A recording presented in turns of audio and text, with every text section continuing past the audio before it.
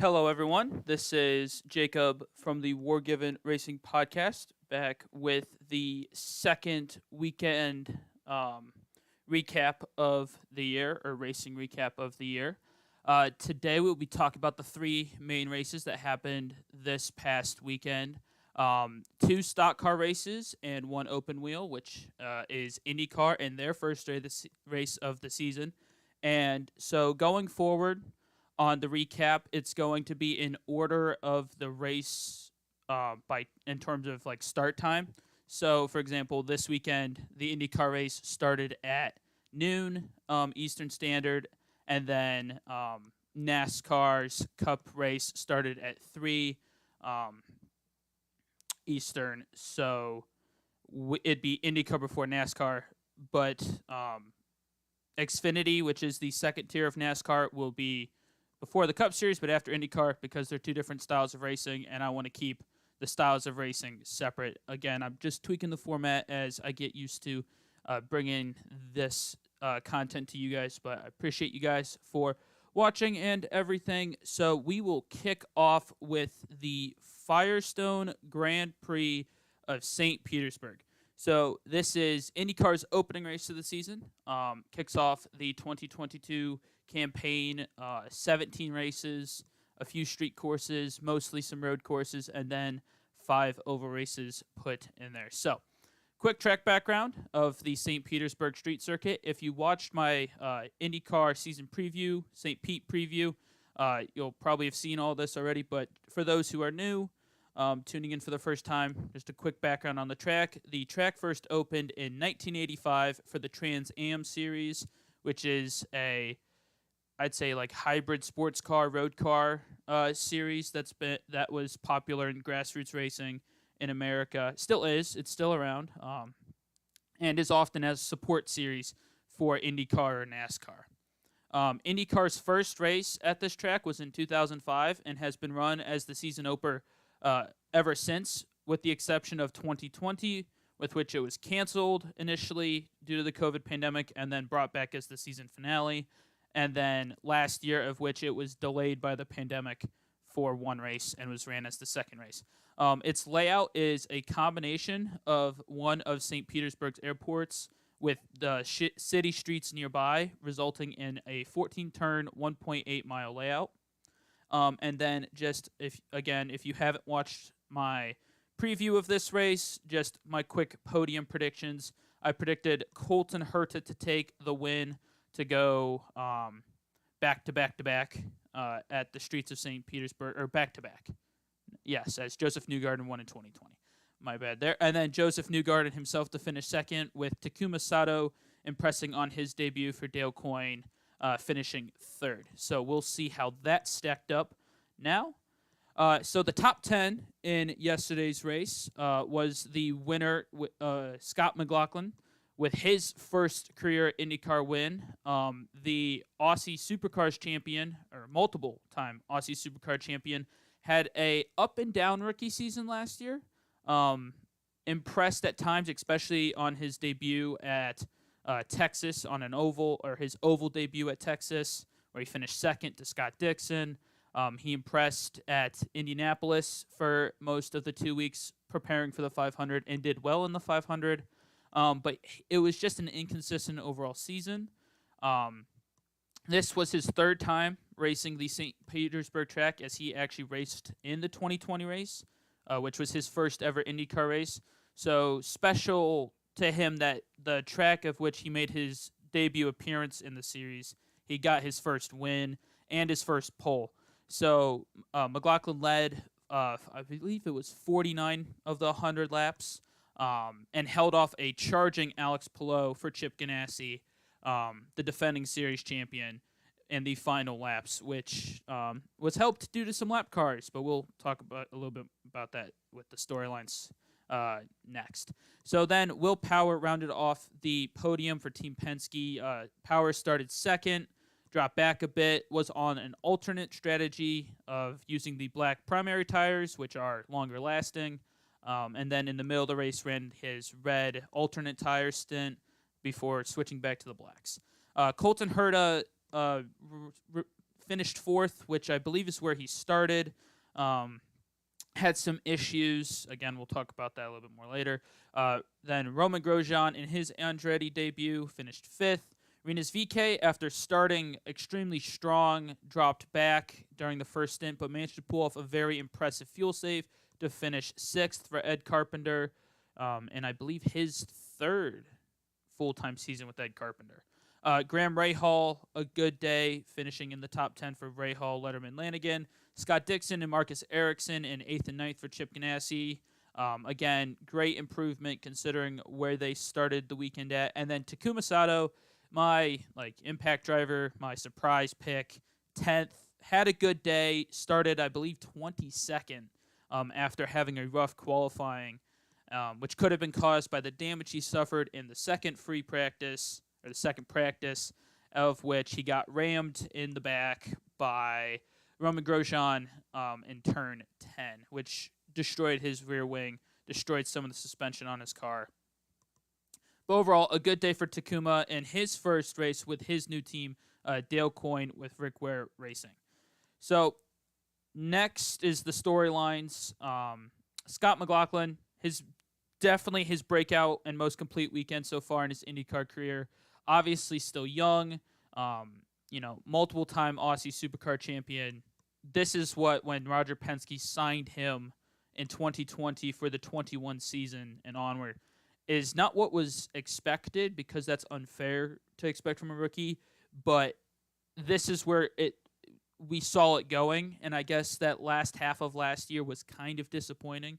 McLaughlin even admitted in interviews that he was struggling with his mental state during that latter half of the year, but obviously he seemed to find a way to recover and turn it around, and he came out and won the first race.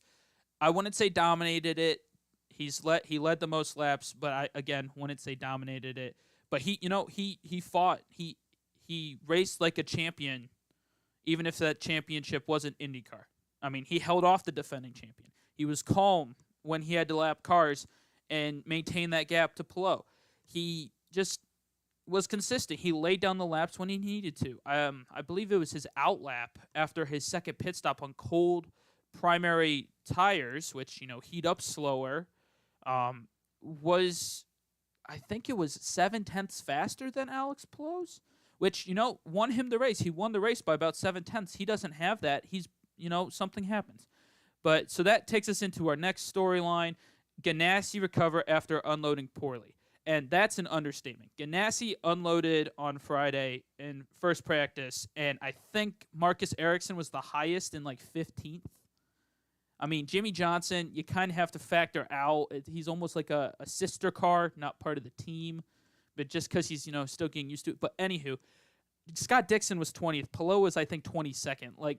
They were horrible on Friday, and they were mid-pack on Saturday. And then in qualifying, 3 of them made the top 10 or the top 12, and that was extremely impressive considering where they were Friday. And then to have Palou, fight for that win. It just shows how his consistency is what might make him a multiple-time IndyCar champion. He might not, rack up the pole stats like Will Power. He might not rack up the wins like his teammate Scott Dixon, or even Colton Herta, but his consistency is what makes him special. And, I mean, he's only in his third season.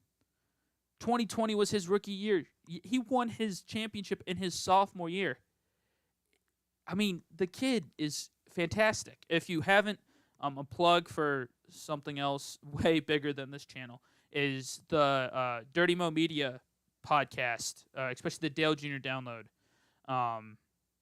Fantastic interview with Alex Palou in October of last year. And it really, being primarily a NASCAR guy myself, it really opened to my eyes to, the challenges that open-wheel drivers face in Europe, in Japan, in America.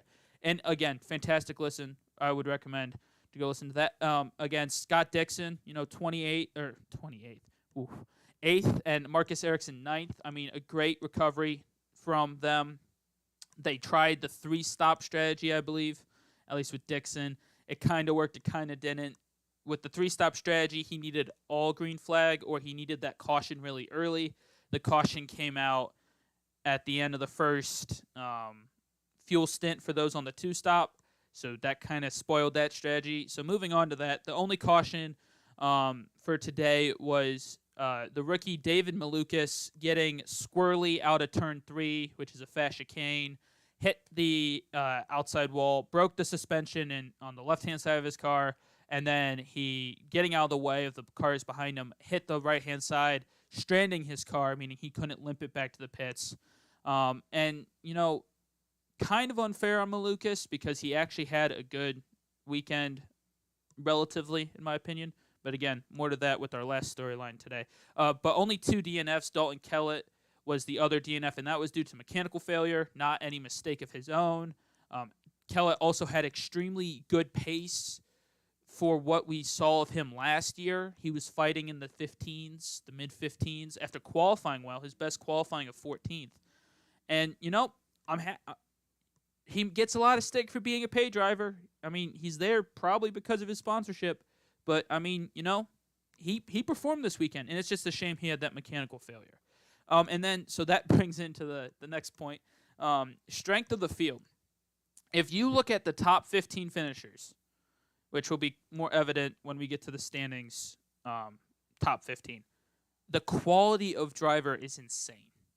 I mean, you had Elio Castroneves and Simon Pagenaud fighting for 15th. I'm pretty sure Joseph Newgarden, who has won this race multiple times, finished runner-up last year in the championship, was outside the top 15. Pato O'Ward struggled, the third-place driver from last year. Scott Dixon was really nowhere. I mean, these drivers are nuts. You had 23 drivers finish on the lead lap. Now, granted, it's only a 100-lap race, and that went by in just under 2 hours. But 23 of them finishing on the lead lap when there's 6 rookies. And, some of the drivers aren't the most experienced, aren't the most quick. That's kind of nuts that happened. And, if to win the championship this year, it's going to be about your consistency. Who can maximize their top 10s? And I think that's going to be the story of the year. It may not be the fastest. It may not be the person who wins the Indy 500. It may not be the person who wins the most races. It's going to be the person who racks up the most top 5s or top 10s, top 5s, podiums is going to win this championship. And that may sound obvious, but to me, again, someone mainly from NASCAR who has moved away from this type of championship format, it's refreshing. It's so refreshing to see that. And it's a wonderful thing for IndyCar in its future. Again, the NASCAR guy in me kind of brings out this next headline or storyline. No spins for Jimmy. If you recall last year at this race, Jimmy Johnson, I believe, had 3 offs. One of them caused a caution. Actually, 2 of them, I think, caused a caution. I think one he spun but got going again. And he struggled in practice. I mean, he had... I think it was 2 spins in the first practice. He stalled in the first practice as one of those spins. He spun in second practice at the same time the Grosjean accident happened. Nearly got collected at one of the blind corners early on in the track. He spun in third practice. He was slow in qualifying, which wasn't exactly his fault as he got held up by his teammate and David Malukas to Malukas' detriment, disagreeing on that. Again, we'll talk about that with the next point. But, I mean, the race he ran was consistent, and it wasn't quick necessarily, but his strategy got interrupted by the caution. At points, he was fighting in the top 15. Now, granted, off strategy a bit with those he was fighting with, but he was holding them up. And you saw that at the end of the race. He held up Scott McLaughlin to allow his teammate to catch up. Palou, until the final 5 laps, was more than 2 seconds behind. He's not catching up without Jimmy Johnson, who's fighting for the lead lap, which under IndyCar rules, and if you're a NASCAR fan, you're used to this with drivers fighting to stay on the lead lap. If you're an F1 fan or an endurance racing fan who sees blue flags, IndyCar allows their drivers to fight to stay on the lead lap or as close to the lead lap as possible within reason. Now, obviously, there's driver courtesy, and sometimes drivers get out of the way. But in this case, Jimmy's trying to help his teammate, and he did. I mean, Palou closed up to half a second, just didn't have the time, didn't have the fuel, because he had the fuel save, to pass. I mean, if you looked at the remaining overtake, which is like an ERS button, a quick boost, they had 150 seconds of it. I'm pretty sure Palou and McLaughlin had over 50 seconds of it left. And that's because they were trying to make sure that they didn't run out of fuel, which for the Indy Lights race cost the leader the win. So Jimmy Johnson did nothing wrong. And sure, Will Power after the race came out and criticized Johnson. But Jimmy's no slouch. Once he gets up to pace, I think he could be a threat. The next race in Texas, an oval race, Jimmy's first oval in an IndyCar, we could see a different Jimmy Johnson where he's fighting for top 15, which again is like, well, he's a 7-time Cup champion. Why is he only fighting for a top 15?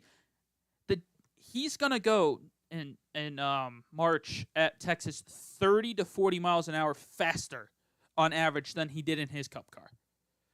So it's a lot different in IndyCar compared to a Cup car. But I digress. That's for later down the road. The last storyline of St. Petersburg for me was the rookies. So we're going to go in reverse order of which they finished. So the worst finishing rookie was Malukas, obviously, as he crashed. He had pace. He showed pace in practice, was in the top 15, I believe, for one of the practice sessions, was competitive. In qualifying, he would have been, I think, 17th, just missing out on making it to the top 6 in his group. But it was then judged by IndyCar officials that he had impeded Jimmy Johnson on his fast lap. So under IndyCar rules, he loses 2 laps. He loses his fastest 2 laps, which dropped him back to 24th, I think he was in 24th, which was unfortunate. I mean, I disagreed after looking at the replay, seeing it on TV, seeing it on YouTube. I disagree with the penalty. If anyone should have got a penalty, it should have been Marcus Ericsson, who was in front of Malukas. Malukas couldn't go anywhere. The portion of track they were on was the complex of turns 4, 5, 6, 7, 8, 9, which is very single file, very narrow. Not really a place for Malukas to go. If he goes offline there, he's getting marbles on his tires. I understand why he didn't do it. I understand why Jimmy's frustrated, but I think it wasn't a penalty. And then you saw that in the race. Malukas, frustrated probably by that, fought his way up into the high 20s, and just pushing too hard around half the field had pitted already. On the 3 stop, the other half was trying to make it to their target lap, and he just got wide. He hit the wall and broke his suspension. I'd probably give him a 6, just because he crashed out. But I still think it was a good first weekend for him. Tatiana Calderon, same thing. I'm gonna give her a 6. Slowest on pace of the field. Again, not surprising. First IndyCar race. Almost like Jimmy Johnson, but Jimmy Johnson was a 7-time champion, but she has open wheel experience. So I'm expecting a lot like last season for Jimmy with her. I mean, but she kept it clean. No spins, not being in the way when she was already a lap down. She got out of the way of the leaders. A solid race, a 6 out of 10, and I bet she'll improve in Barber for the 3rd race of the season.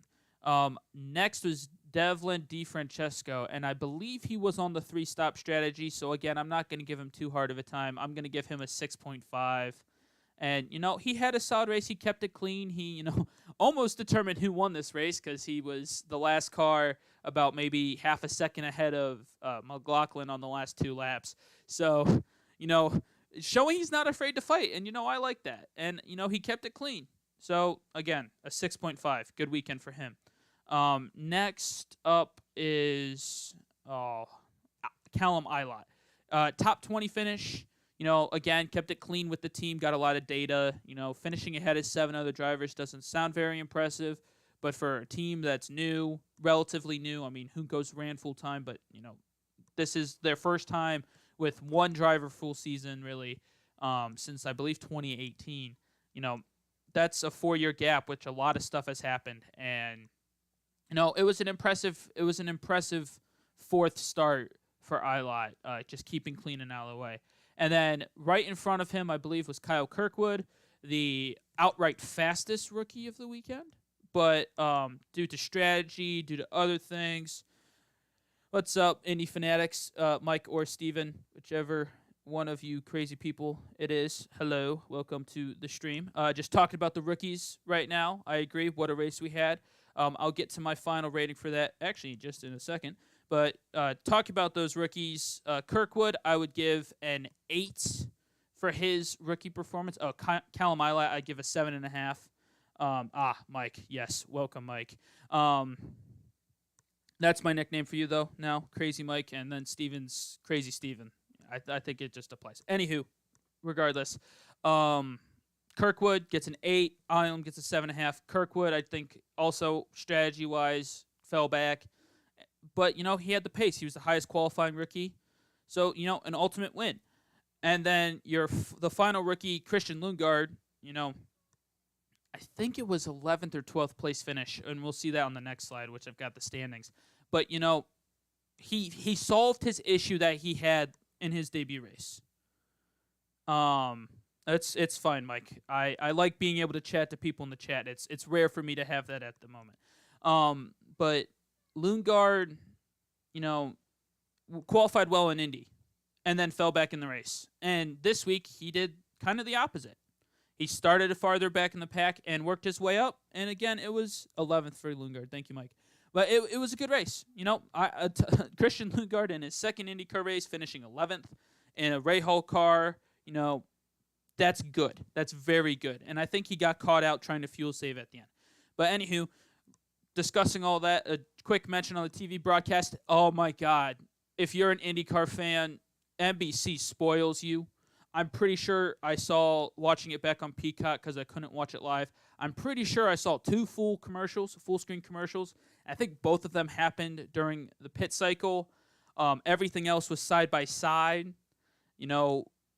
As a NASCAR fan, I would kill. I would legitimately probably sacrifice my younger sibling to have that coverage. And I'm sorry to my younger sibling, but I probably would. I might sacrifice a limb. That'd probably be better. But regardless, NBC nailed the coverage. Hinchcliffe in the booth, fantastic. Lee Diffie, Townsend Bell, I love them as a pairing. They know what they're talking about, and they do a great job. So with all of that, I'm actually going to give this race a 9.75 out of 10. Not a 10 out of 10, because I think we were missing maybe 1-2 cars battling for the lead, but the storylines, the action, it was not a boring race despite only having 1 caution. The storylines in this race and the track and the performance of the field and the broadcast all added up to a 9.75 out of 10. Highest ranking by far of the races I've covered so far this season. And I'm really looking forward to Texas. The only L in this situation is we got to wait 3 weeks.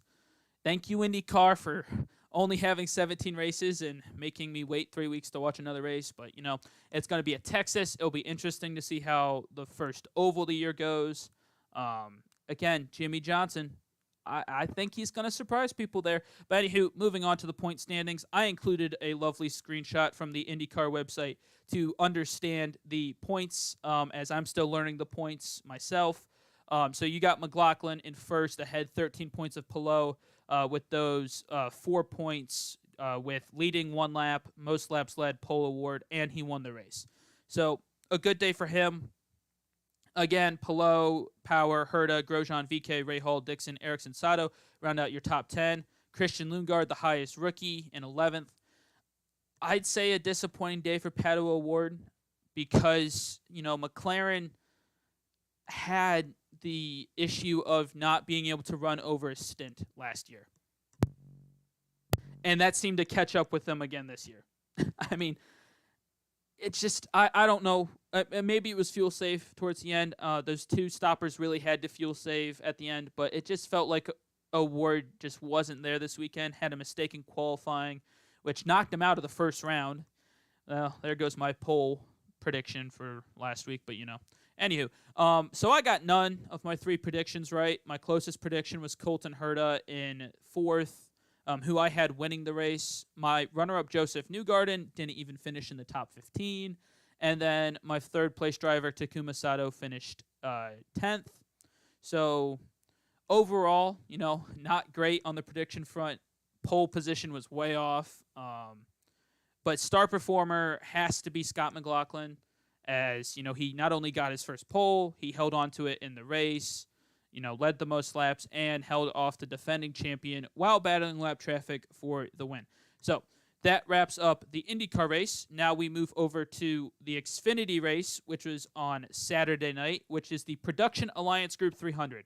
Good old Xfinity long race name. So, again, just a quick track background. It was held at the Auto Club Speedway, which was opened in 1997, with the first Cup race that year as well. Its layout is a 2-mile D-shaped oval, a carbon copy of Michigan, who also was ran by Roger Penske at the time.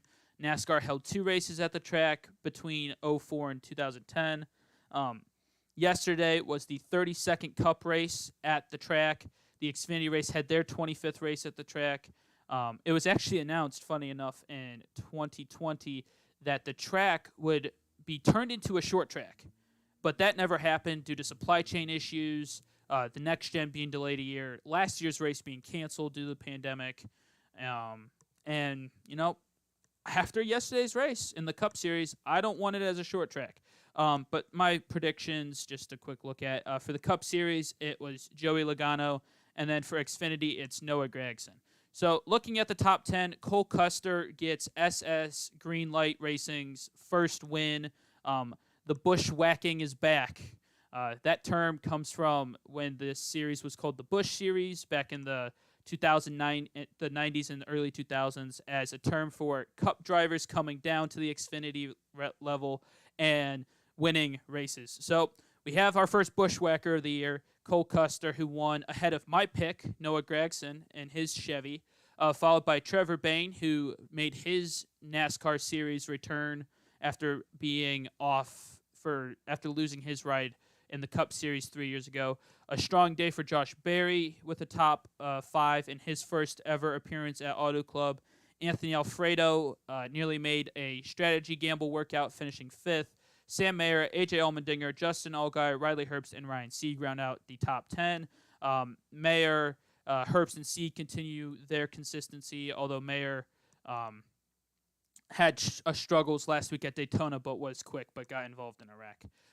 AJ fell back from pole to 7th, but, still a relatively good day. So looking at the notable incidents on lap 7, Landon Castle's College car legitimately blew up. Like, the man had a fireball under his engine cover, and fortunately for him, he got out. But if you look at the pictures of the cars online, on Twitter, the damage is quite extensive, and he's very lucky that he wasn't significantly injured. But after that, stage 1 was calm, a few spins here and there, but Trevor Bayne wins the stage in his return. Obviously, being a Joe Gibbs car, it's expected to run well, but still impressive that a man that was on his couch last week came and won a stage. Immediately after stage 2 started, Daniel Hemrick and Ty Gibbs battling for the lead. Gibbs side drafted Hemrick going down the front stretch, got too close, bumped, spun out. Fortunately, his splitter didn't break off, but that was a notable caution, kind of knocked Gibbs out of contention really for most of the race. Stage 2 ended with Custer winning.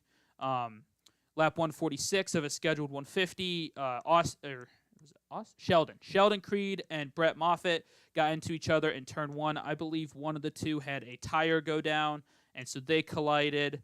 And so with Xfinity and Cup and truck procedures in NASCAR, if there isn't enough time to finish the race and the white flag hasn't been taken yet, they go into overtime, which is 1 lap of green flag, the white flag, and then the finish, so a green-white checker.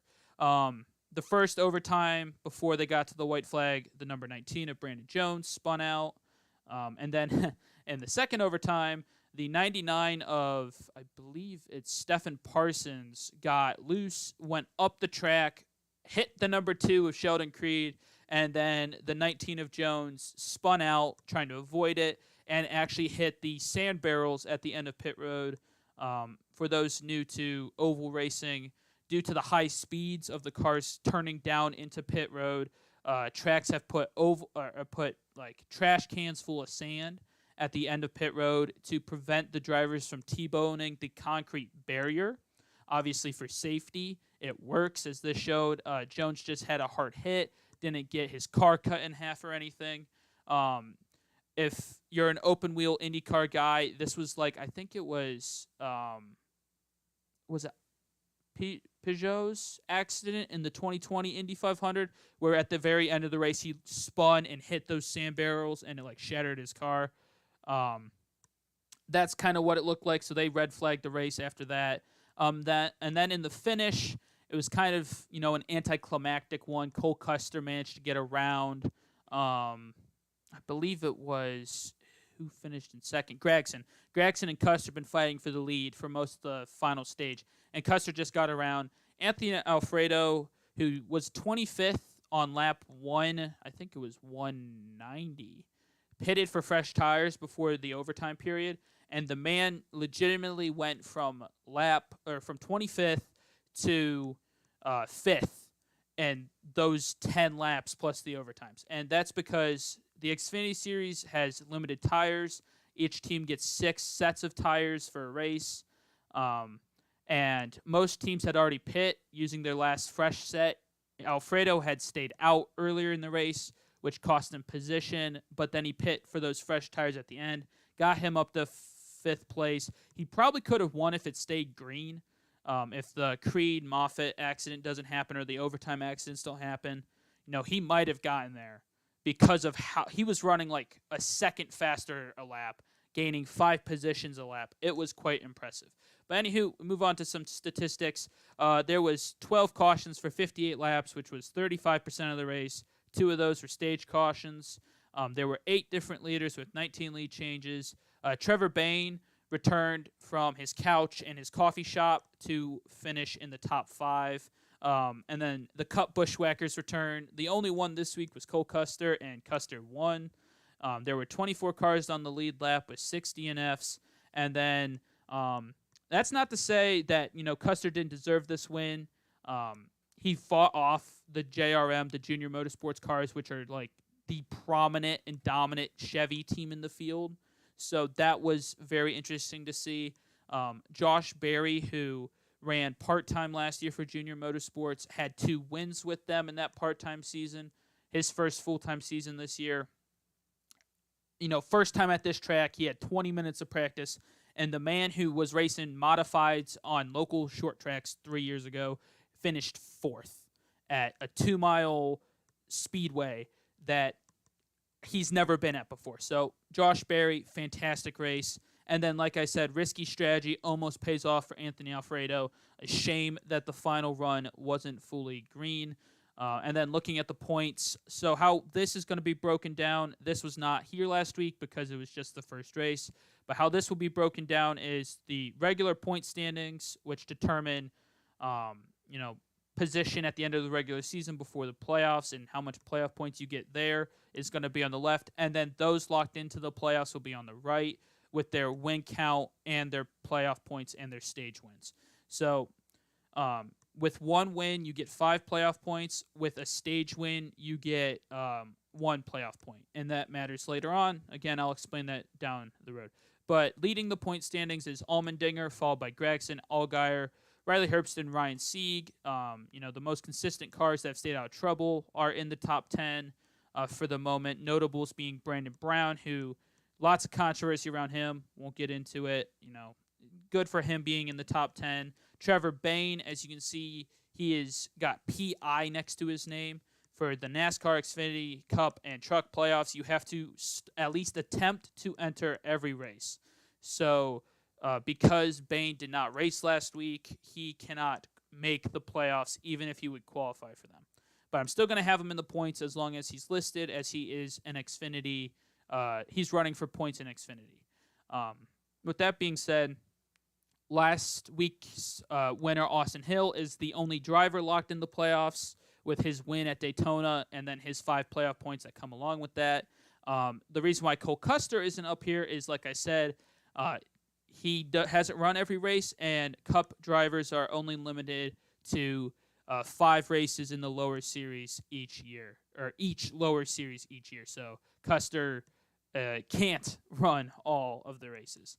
Anywho, now we head on to the Weiss Power 400, which is the final race of the weekend, the NASCAR Cup race, with their top 10 being Kyle Larson for Hendrick Motorsports, the defending champion, wins his first race of the year, followed up by Austin Dillon, Eric Jones, Daniel Suarez, Joey Logano, rounding out the top 5. Dillon, Jones, and Suarez, great days for them. Suarez was almost there. Eric Almirola, a good top 10 again for him in his final season. Kevin Harvick, who rode around in the back most of the day after damaging his car last week, this weekend in practice. Stayed safe, stayed out of trouble, finished in 7th. Kurt Busch, after having a quiet day and having to start from the back due to failing inspection multiple times, got 8th. Daniel Hemrick, who at one point was 5 laps down, finished 9th, and again just staying clean and consistent. And Hemrick had a good day for Kaulig. And then Ricky Stenhouse Jr. in the JTG Daugherty machine was probably the most up and down of the drivers in this top 10. He was as high as 2nd, as low as 20, I think it was 2nd, and he just kept bouncing up and down, but again, a good day finishing in 10th for him. The notable incidents was in Stage 1, there were 3 single car spins, no real damage. The only thing that was really notable was Chase Elliott at the time went 2 laps down, and then later on, he'll figure it back in during Stage 3. And then the end of the stage with Tyler Reddick winning. On lap 92 and then lap 112, we had 2 more single-car spins, but these were a bit more costly as Christopher Bell and Chris Buescher both crashed out. Bell actually didn't retire due to the crash damage, but he retired due to engine problems that plagued the Joe Gibbs cars, while Buescher, I believe, retired due to suspension on the right rear of his car, which was a result of the damage from the crash. Lap 132 saw the end of Stage 2, or 130 to 132, ended Stage 2. Tyler Reddick won again, sweeping the stages, earning him a lot of points. On 153, it all came crashing down, though, for the number 8, as he had a flat tire going into Turn 1. His tire popped, and while he was around the top of the racetrack, the car in 3rd place at the time, William Byron, who was the 2nd fastest car of the day, got loose trying to avoid the wreck and just completely slammed into Reddick and then into the wall. So Byron knocked himself out, his 2nd straight DNF to start the season, a 2nd hard impact, really unfortunate. Nothing you can do there. It's a racing incident. A shame for Reddick, because instead of just being, back of the pack on the lead lap due to the flat tire, he then went multiple laps down, ended up finishing the race, but reported problems of, drivability, especially because these Cup cars with the new independent suspension compared to the previous suspension system, the toe, it seems like the alignment of the tires has really been kind of vulnerable to these sort of hits. So that really hurt Reddick. And then on lap 159, we had the largest incident of the day, which involved the 6 of Brad Keselowski, the 23 of Bubba Wallace, the 21 of Harrison Burton, and the 2 of Austin Cindric, who won the Daytona 500 last week. The 6 and 23 were side-by-side in turns 1 and 2. The 6 came down a bit. The 23 came up a bit, collided, spun. The 21, trying to avoid the wreck, got into the 23, which wrecked him out of the race. The 2, who was right behind the 23, managed to avoid a lot of damage, but got pretty scraped up on the front end. And that was actually in a race that had so many cautions.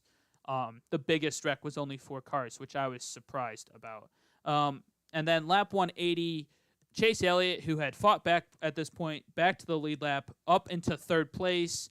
His teammate Kyle Larson is fighting with Joey Logano for the lead. And Larson, it seems, didn't get the information from his spotter, who was focusing on Joey Logano to his bottom, which Larson was also focusing on, came up the track a little bit to block Chase Elliott to make him check up. Didn't realize how close Elliott was coming around the top and sent him into the wall, which, broke something, probably flat tire, probably, just enough body damage that the team wanted to bring it into check.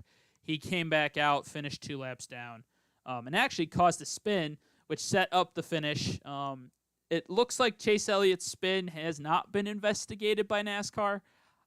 I honestly think it should be because, throughout the day, we'd been seeing cars that were extremely quick spinning out. And that was due to them getting loose, them overstepping the boundaries of the new car, and just spinning out. This was a slow spin coming out of turn 4 with about 6 laps to go. I think it was payback. I mean, his car was damaged, so I'm sure nothing will come of it. But it really sounds like Chase Elliott did a spin gate, and kind of a shame. I mean, it set up for this nice final restart, which saw some great action. Daniel Suarez out of nowhere came and took the lead from Kyle Larson, but then lost it as he wasn't able to run the top as well as Larson, and Larson went around. And Joey Logano and Eric Jones just couldn't get there, and they all ended up fighting for second, and Austin Dillon too, fighting for second, third, fourth, and fifth. So Larson wins. Going on to the statistics, there was 12 cautions for 59 laps, about 30% of the race. 2 of them were for the stage break. There were 9 leaders with I believe, track record 32 lead changes.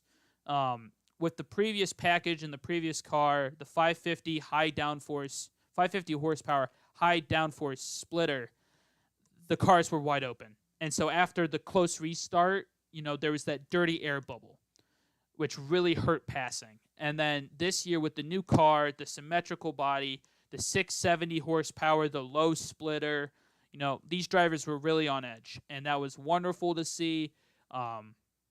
Caused most of the spins. It led to good passing. You had to get the run, and that was very evident with how Larson took the lead to win. Unfortunate for Tyler Reddick, who swept the stages. The only condolences to him is that he gets 20 points out of that plus 2 playoff points. So still not a horrible playoff day, or point day for him. 23 cars finished on the lead lap with 5 DNFs. Like I said, heartbreak for Tyler Reddick. NASCAR has more tire problems. This time it's not wheels falling off, which was last week. This week it was these cars are spinning out because they're harder to drive, and because of the new tires, there's no inner liner, which is like a secondary tire, like your spare in your car that you can kind of bounce along on to get back to pit road. So these cars are getting beached, getting stuck. They're requiring a hauler to come out and tow them back to pit road, which cost them laps. Christopher Bell early on the race lost, I think it was 4 laps just getting back to pit road because of his spin, and he had 2-3 flat tires. So it's NASCAR's working on it, and they supposedly have a better solution for Vegas this upcoming week. But who knows? Thank you, Mike, for tuning in. I'll make sure to check out your video right after I finish up here, before I've got class. But thank you for stopping in. And then the next point, drivers are on edge. You saw that with practice. They spun out 10, 12 times. I think we saw 12 spins in practice and qualifying. The most I've seen. I mean, granted, we haven't had practice and qualifying for a while, but, 12 spins in practice in a 15-minute practice session, that's kind of crazy. And so that was nice to see that these drivers, have to really focus on what they're doing every lap. And then Joe Gibbs struggles again. They had heating problems all day. It cost Kyle Busch 6 laps early in the race. It forced Christopher Bell to retire. Denny Hamlin almost lost a few laps because of it, but a caution came out. Really, the only driver to not suffer from it was Martin Truex. But again, he was really nowhere. I mean, he fought up in the front for a bit, but then fell back, finished 13th. Just, not a great day for JGR. So looking at the point standings, leading the points is Austin Cindric, followed by Logano, Truex, Blaney. Briscoe rounding out your top 5. Eric Jones with his solid finish today moves into 6th. Eric Almirola with his second straight top 10. In 7th, Kyle Larson with the win, bumps him up to 8th, but he's locked in the playoffs already. And then Bubba Wallace and Brad Keselowski round out your top 10.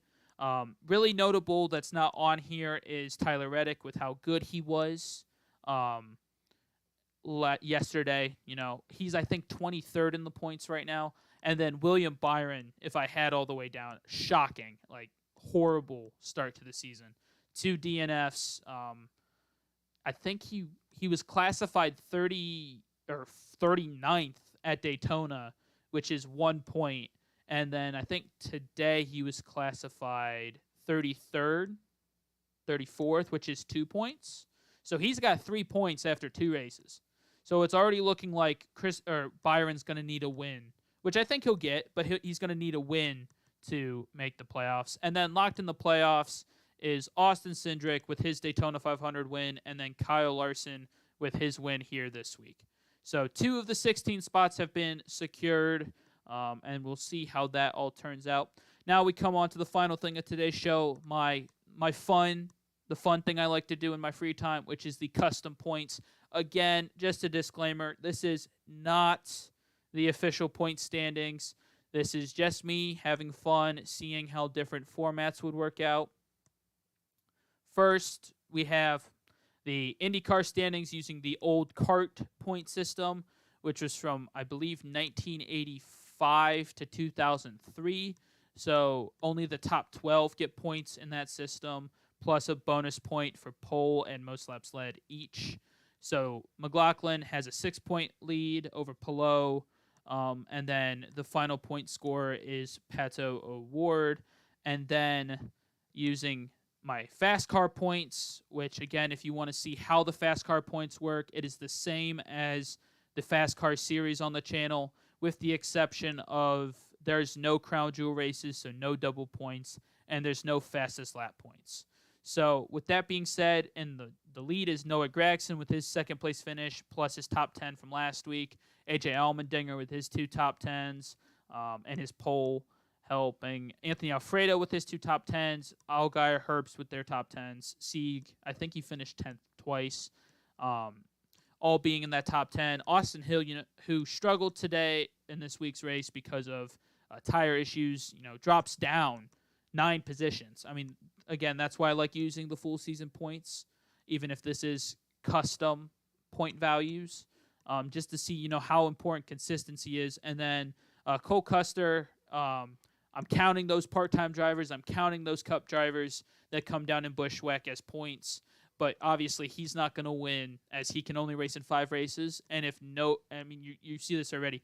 Noah Gragson's already at 400 points. So in 5 races, Gragson could be over 1,000, which is realistically, if Custer wins all 5 races, how much he'd get to.